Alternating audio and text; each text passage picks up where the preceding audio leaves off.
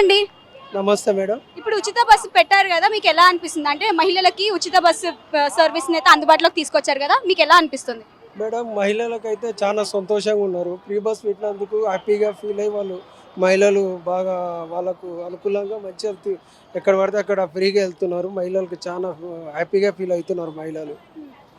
జెంట్సే కొద్దిగా బాధపడుతున్నారు.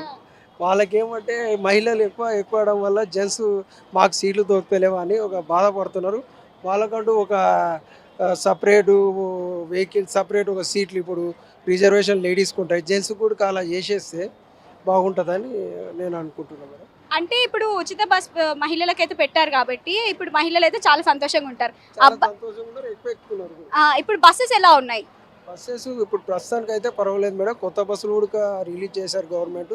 చాలా సంతోషంగా ఉంది. ప్రస్తుతానికి అయితే మంచిగానే ఉంది మేడం. థ్యాంక్ యూ అండి.